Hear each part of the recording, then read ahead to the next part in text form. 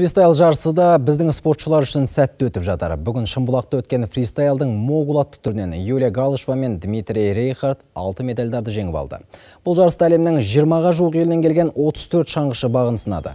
Іріктеу кезеңінен сүрінбей өткен Юлия Галышева ақтық сында да дайындығының жоғары екендігін дәлелдеді. Ол ресейлік және австриялық шаңғышыларды шаң қаптырып, 73,80 балл жинап, универсиада чемпионы атанды. Іле-шала оның жеңісті жолын Дмитрий Рейхард жалғастырды. Финалда ресейлік спортшы Сергей Шибуевпен арадағы бәсеке қызу болды. Алайда төрешілер Рейхардтың шеберлігіне әділ бағасын беріп, бас жүлдеге лайық деп тапты. Жерлесіміз Павел Калмаков та сәтті өнер көрсетіп, қоладан жүлде тақты. Жеңісті отбасыма, Қазақстанға арнаймын, қуаныштымын. Енді Жапонияның Саппоро қаласында өтетін Азия ойындарына дайындаламын. Жарыс сәтті аяқталды. Жеңіске жеткеніме қуаныштымын. Енді алдағы уақытта Корея мен Жапонияда өтетін әлем кубогына дайындаламыз. Аламанның қызуы әлі баста қойған жоқ. Әзірге спортшыларымыздың аяқ алысы жақсы. Жалпы командалық есепте Қазақстан құрамасы күміс тұғырынан түскен жоқ.